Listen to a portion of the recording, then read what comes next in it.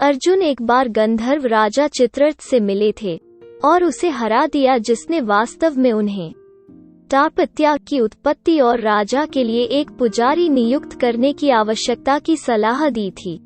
फिर धौम्य को पांडवों के परिवार के पुजारी के रूप में चुना गया था।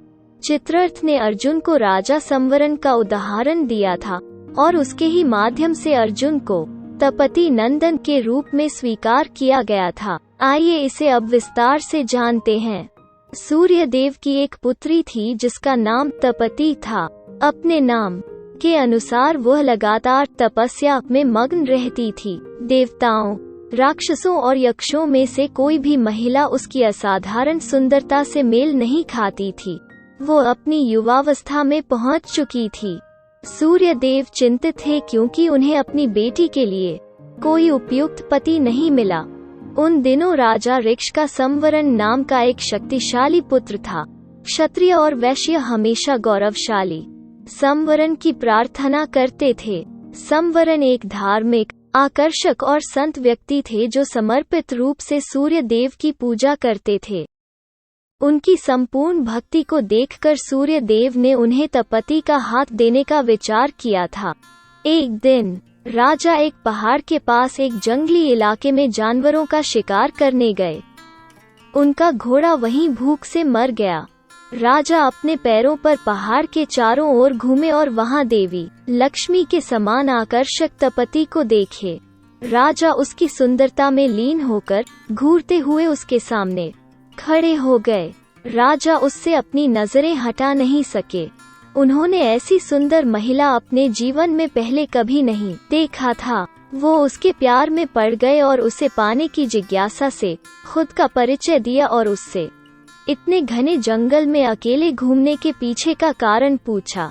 राजा ने तपति को उसकी स्वर्गीय सुंदरता और मोहकता के बारे में भी बताया, जिसने राजा को स्तब्ध कर दिया था। तपति राजा की हर बात सुनने के बाद भी उन्हें कोई उत्तर नहीं दिया और वहां से गायब हो गई।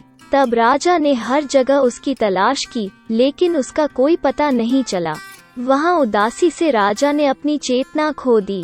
राजा संवरण को ऐसी अवस्था में देखकर तपति उनके सामने प्रकट हुई और उन्हें जगाया। उसने मधुर स्वर में राजा से कहा कि आप जैसे महान राजा को किसी स्त्री के मोह के वश में नहीं होना चाहिए। परंतु तपति की सुंदरता राजा के मन में बसी हुई थी, इसलिए राजा ने अपनी इच्छा व्यक्त की और उद्धृत किया कि मेरे लिए तुम्हारे बिना रहना संभव नहीं होगा।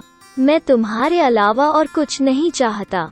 राजा ने उसे अपनी आवश्यकताओं को पूरा करने के लिए विनती की और उसे गंधर्व विवाह का प्रस्ताव भी दिया। तपति ने उन्हें अपना परिचय दिया और उत्तर दिया कि इस कारण कि मेरा शरीर अभी मेरे पिता सूर्य देव का है, जिसके लिए मैं ऐसा निर्णय लेने में असमर्थ हूँ।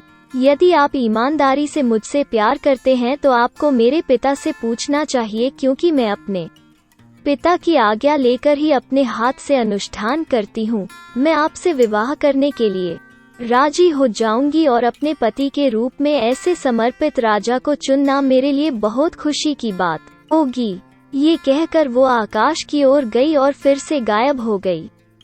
तपति को अपने पास न पाकर राजा फिर वहीं होश हो बैठे। अन्य रक्षकों के साथ मंत्री अपने राजा संवरण की तलाश में जंगली इलाके में आए और उन्हें जमीन पर बेहोश पाया। तब राजा ने अपने मंत्री को छोड़कर उन सभी को वापस राज्य में लौटा दिया और पर्वत शिखर पर रहकर वहां सूर्य देव की प्रार्थना की। फिर उन्होंने वहां अपने पुरोहित ऋषि वशिष्ठ को याद किया। वशिष्ठ अपनी तपस्वी शक्ति से तपति के प्रति राजा की भावनाओं के बारे में जान गए। ऋषि वशिष्ठ राजा के साथ चर्चा करने के बाद सूर्य देव से मिलने गए और उनकी प्रार्थना की। सूर्य देव ने ऋषि से वरदान मांगा और ऋषि से उन्हें तपति के लिए राजा संवरण की मंशा के बारे में पता चला। ऋषि वशिष्ठ ने राजा के लिए उनकी पुत्री का हाथ मांगा। सूर्य देव सहर्ष मान गए और अपनी पुत्री को ऋषि को भेंट कर दिया।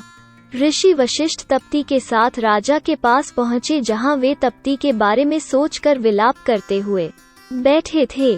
उसके बाद राजा ने खुशी खुशी उसे वहां अपनी पत्नी के रूप में स्वीकार कर लिया।